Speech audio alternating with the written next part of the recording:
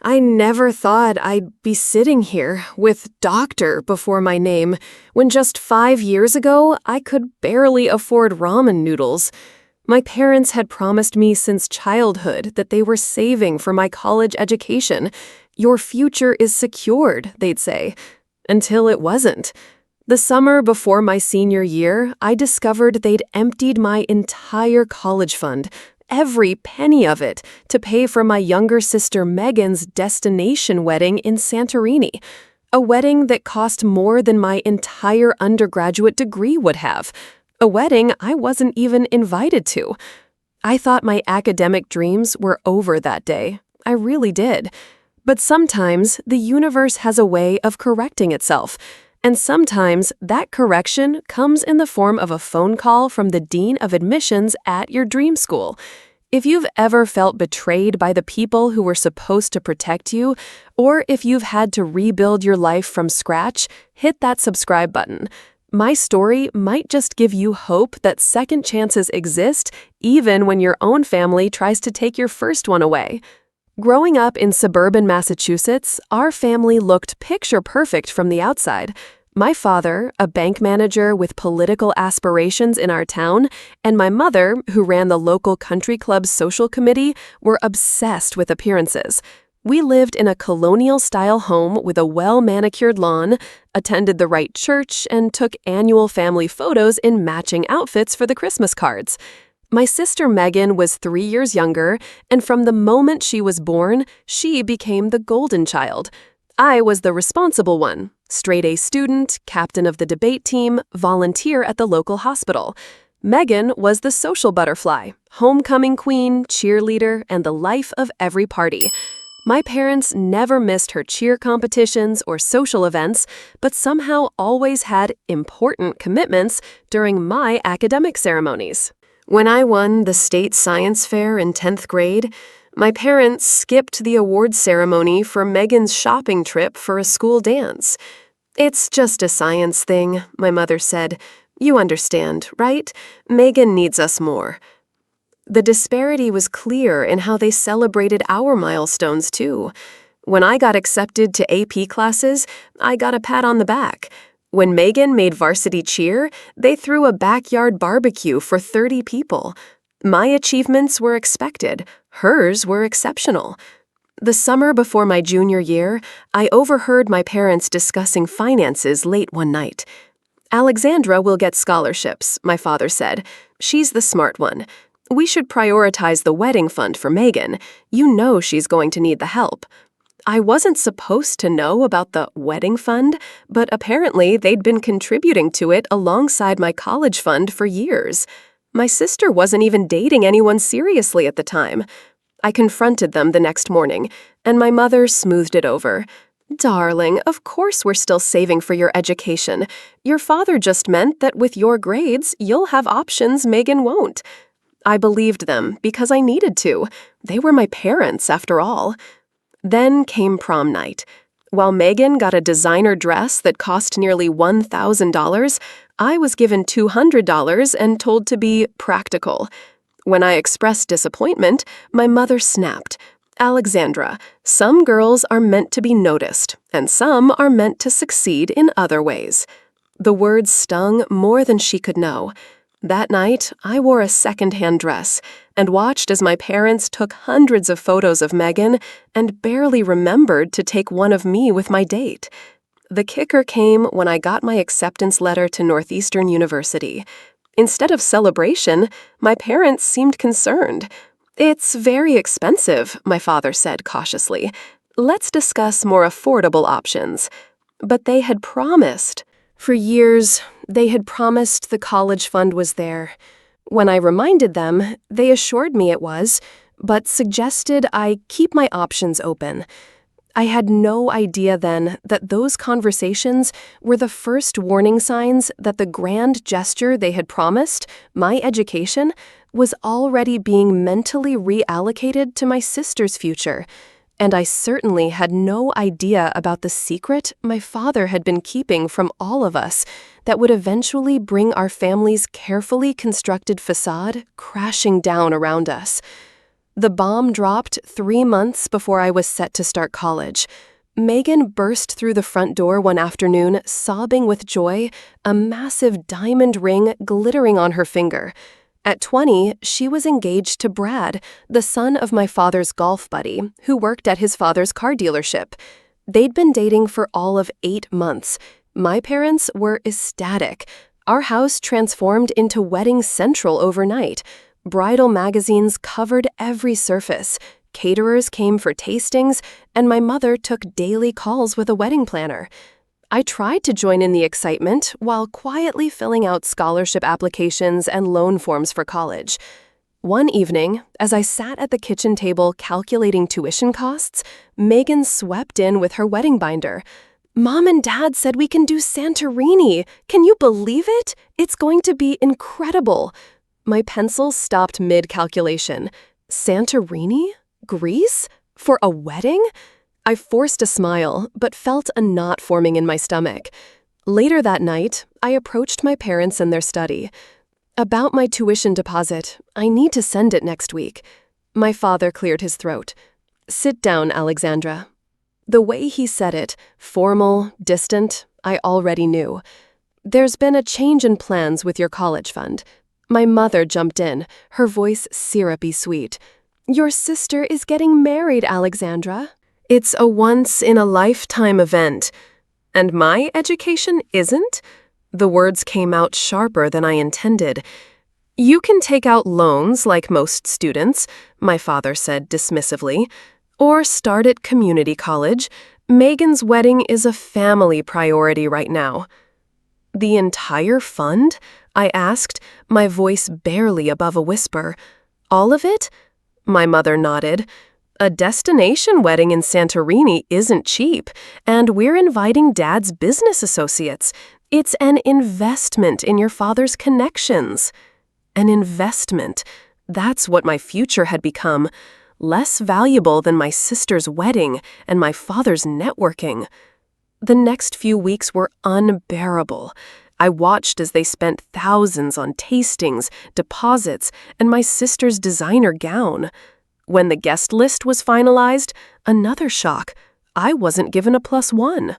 "The villa has limited space," my mother explained, "and honestly, who would you bring anyway?" The casual cruelty of the question hung in the air. One evening, I overheard my parents arguing about finances. My father's voice was strained. "We can make it work. The new credit line should cover it." My mother sounded worried. "But what about the other situation? Does she suspect anything?" Their voices dropped, and I couldn't hear more, but the exchange left me uneasy. The final straw came during a pre-wedding dinner with Brad's family.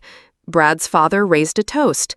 "To our children's futures, and to Richard's generosity in giving them such a magnificent start." Everyone clinked glasses while I sat frozen. Brad's father continued, "And Richard, I know emptying the college fund was a tough call, but as you said, Alexandra can always get loans. She's the practical one." The room went silent. All eyes turned to me. My father's face flushed red, not with shame, but with anger at the exposure. That night, my phone pinged with an email notification. In my desperation, I had applied for a last-chance scholarship at Northeastern, explaining my situation. The email wasn't from the scholarship committee, though. It was from Dean Margaret Chen, requesting a meeting the following day. The subject line read, "Urgent matter regarding your admission and financial situation." I lay awake all night, my mind racing. Why would the dean herself want to meet with me? Had someone reported my financial situation? Was she going to rescind my acceptance because I couldn't pay? As the sun rose, my phone buzzed with texts from Megan about her wedding hair trial that afternoon. "Mom says you have to be there. Don't ruin this for me like you ruin everything." Something inside me snapped. I replied simply, "Can't make it. Meeting with the dean of Northeastern about my future, since no one else seems concerned about it." The barrage of angry texts that followed only strengthened my resolve. Whatever the dean wanted, I would face it head on. Little did I know, that meeting would change everything and reveal a secret my father had been desperately trying to hide. Dean Chen's office was intimidating, wall-to-wall bookshelves, awards, and a massive oak desk. But her smile was kind as she gestured for me to sit. "Alexandra, thank you for coming on such short notice." She slid a folder across the desk. "A concerning matter has come to our attention. Your FAFSA application from last year indicated substantial college savings, but your recent emergency scholarship application states these funds no longer exist." My face burned with shame. My parents repurposed the money for my sister's wedding. The dean's expression shifted from concern to something else, recognition. "Actually, that's not why I called you here." She opened the folder. "Your father made a large donation to our science building renovation last year. He specifically requested a guaranteed admission spot for his daughter in return." The room seemed to tilt. "What? That's impossible. My parents said there was no money." "The donation was $250,000, Alexandra, made from an account in your name." I felt physically ill. The dean continued, "When we received your scholarship application, our financial office flagged the discrepancy. The account your father emptied wasn't just your college fund. It was a trust from your maternal grandmother, specifically designated for your education." My grandmother had died when I was 12. I barely remembered her, but she had apparently left me a trust. My father had accessed it illegally, used part to essentially buy my admission, then taken the rest for Megan's wedding. I couldn't find words. "Fraud," Dean Chen finished firmly, "and a violation of our ethical standards. However," her voice softened, "your academic record is exceptional. You earned your place here regardless of your father's actions." She outlined a new financial aid package, a full scholarship plus stipend, created specifically for students facing family financial abuse.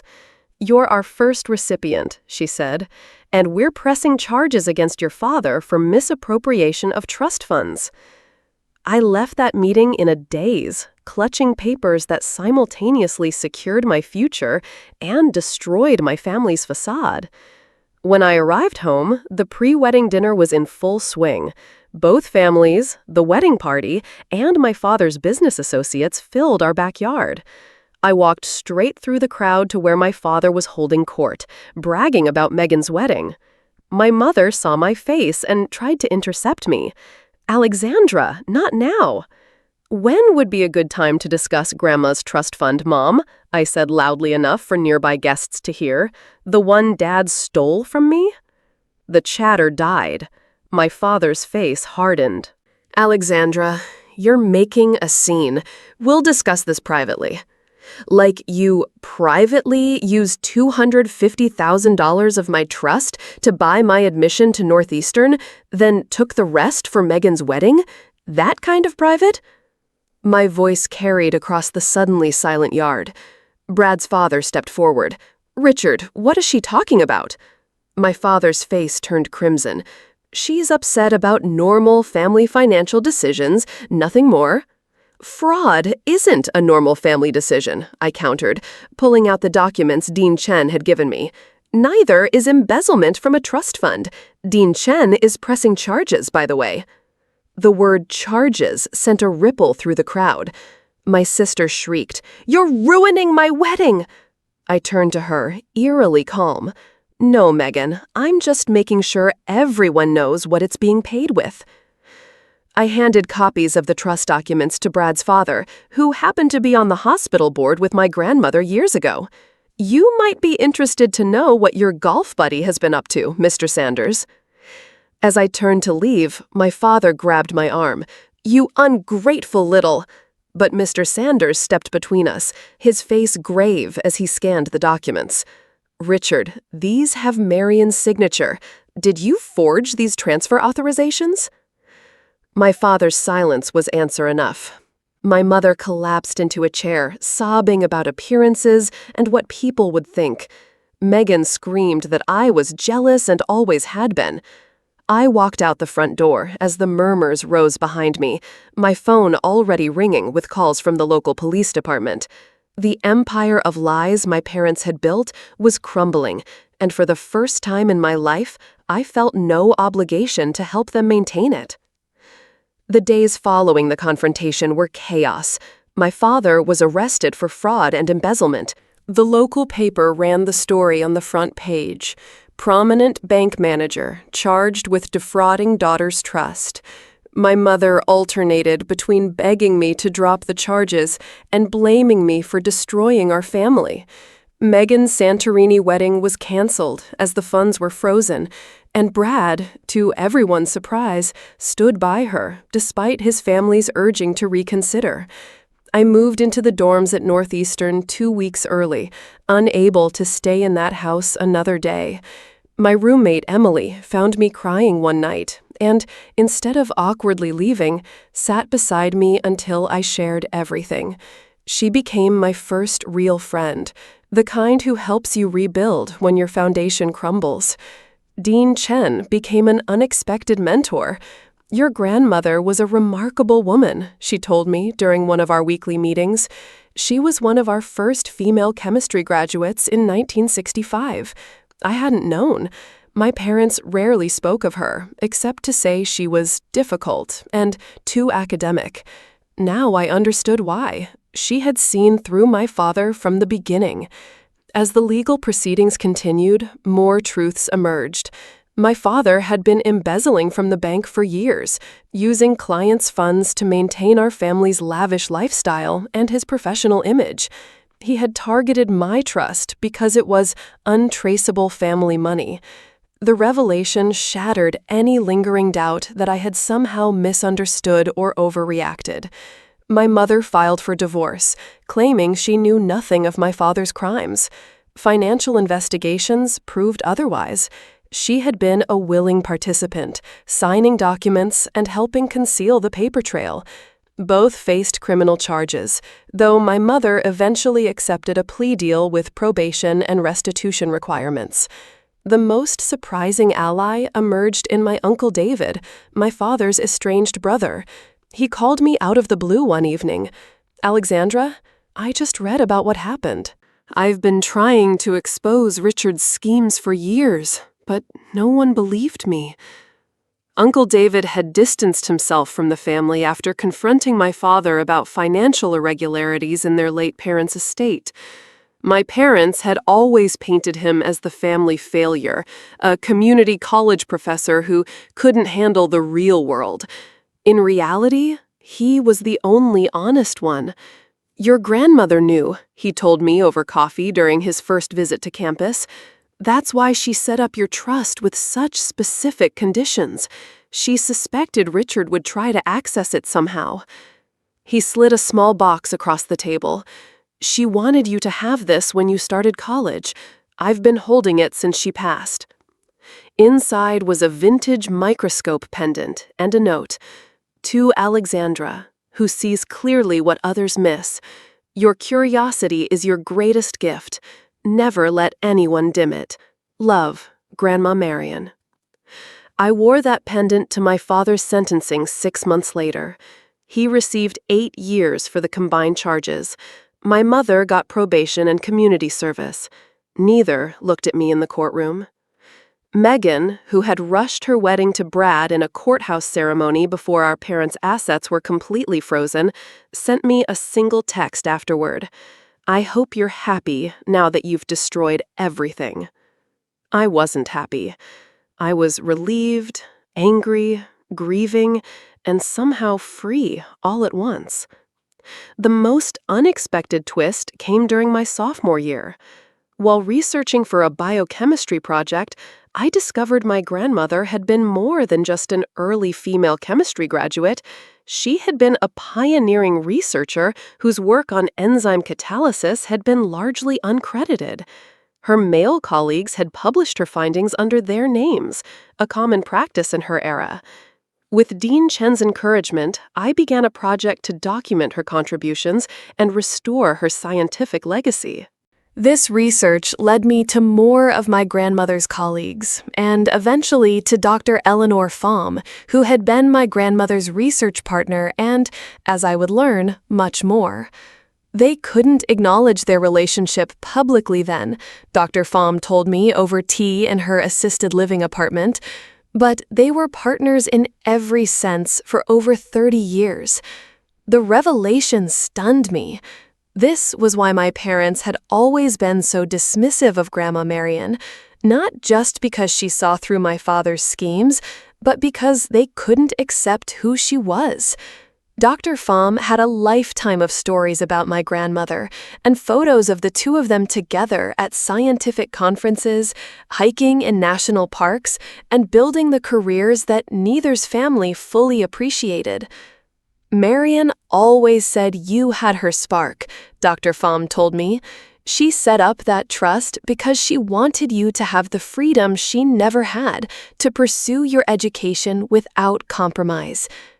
By my senior year, I had published a paper on my grandmother's overlooked contributions to biochemistry, with Dr. Pham as co-author. The academic recognition helped me secure a spot in Northeastern's competitive graduate program. The money from my restored trust not only covered my undergraduate degree, but would support my graduate studies as well. The cruel irony wasn't lost on me. The education my parents had tried to steal from me became more extensive than originally planned. As for Megan and Brad, their rushed marriage collapsed within 18 months. With our parents' financial support gone and the reality of living on a car salesman's commission, the fairy tale crumbled. She called me the day she filed for divorce, the first contact since her angry text after the sentencing. "You were right," she said simply, "about everything. I don't expect forgiveness, but I needed you to know that." It wasn't an apology, but it was a start. We met for coffee a month later. Two strangers with shared DNA trying to figure out if we could build something new from the ashes of our family myths. It wouldn't be easy, but for the first time, we were meeting as equals, without our parents' manipulative influence shaping our relationship. Today, 5 years after that fateful meeting with Dean Chen, I have my doctorate in biochemistry. My dissertation on enzyme catalysis built directly on my grandmother's uncredited work, a full circle moment that sometimes makes me feel her presence in the lab. Dr. Pham attended my graduation, wearing Grandma Marion's vintage brooch and beaming with pride. The trust fund that was meant for my undergraduate education ultimately funded my entire academic journey and the Marion Reed Scholarship for Women in Science that I established in my grandmother's honor. Sometimes, the worst betrayals lead us to our truest paths. My parents? My father was released last year. He works at a convenience store now. No bank will hire him. My mother still lives in our hometown, but is largely ostracized from the social circles she once dominated. Megan and I meet for holidays. Our relationship's still fragile, but healing. She's back in school now, studying accounting. Her choice this time, not our parents' expectation. As for me, I keep Grandma Marion's microscope pendant close. It reminds me that we can't always trust the people who are supposed to protect us, but sometimes ancestors we barely knew leave us legacies that transform our lives when we need them most. If my story resonates with you, remember this. Family isn't always who raises you. Sometimes it's the grandmother who believed in you before you were born, the dean who sees your potential through the chaos, the roommate who sits with you while you cry, or the estranged uncle who kept a promise for years. And sometimes it's the person you become when you finally break free. Subscribe if you want more stories about finding strength in unexpected places, and let me know in the comments if you've ever discovered a legacy that changed your path. Because while my parents may have emptied my college fund, They could never empty my determination, and that has made all the difference.